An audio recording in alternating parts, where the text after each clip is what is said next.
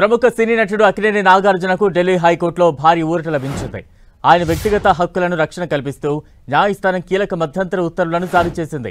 AI, deep fake టెక్నాలజీలను ఉపయోగించి తన పేరు, స్వరం, ఫోటోలను అనుమతి లేకుండా వాణిజ్య ప్రయోజనాలకు వాడుకోవడాన్ని సవాల్ చేస్తూ నాగార్జున ఈ పిటిషన్ దాఖలు చేశారు. నాగార్జున నుంచి ముందస్తు అనుమతి పొందకుండా ఆయన పేరును గానీ, స్వరాన్ని గానీ ఎలాంటి వాణిజ్య ప్రకటనల కోసం ఉపయోగించరాదని కోర్టు స్పష్టం చేసింది. AI, machine learning, deep fakes వంటి టెక్నాలజీల ద్వారా నాగార్జున గుర్తింపును దుర్వినియోగం చేస్తే కఠిన చట్టపరమైన చర్యలు తప్పవని హెచ్చరించింది. నాగార్జున వ్యక్తిగత హక్కులకు భంగం కలగకుండా చూసేందుకు ఈ మధ్యంతర ఉత్తర్వులను జారీ చేసింది. ఇక తాజా అప్డేట్స్ అందించేందుకు మా ప్రతినిధి గోపి సిద్ధంగా ఉన్నారు. గోపి,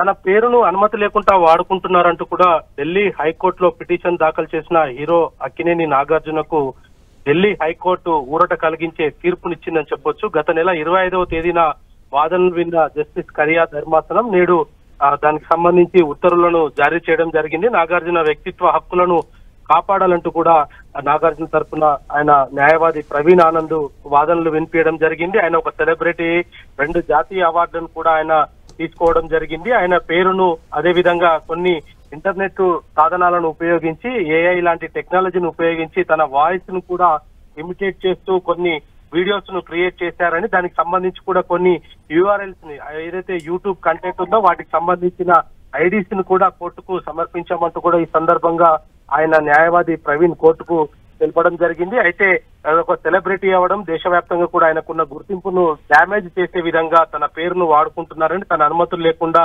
తన వీడియోస్ ను, ఫొటోస్ ను ఏఐ లాంటి టెక్నాలజీని ఉపయోగించుకొని వీడియోస్ క్రియేట్ చేసి ఆయన వాయిస్ తోటి ఆయన ప్రతిష్టను భంగం కలిగించే విధంగా కొంతమంది వ్యక్తులు వాడుకుంటున్నారంటూ కూడా కోర్టులో తెలపడం జరిగింది. ఈ రోజు ఢిల్లీ హైకోర్టు దానికి సంబంధించి కూడా కొంత ఉత్తర్వులు జారీ చేయడం జరిగింది. సెలబ్రిటీస్ కావచ్చు, సాధారణ వ్యక్తులైనా సరే కొంత ప్రైవసీ యాక్ట్ అనేది ఉంది.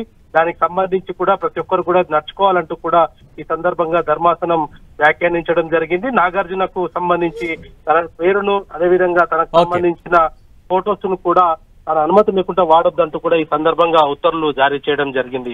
Right, thank you Gopi.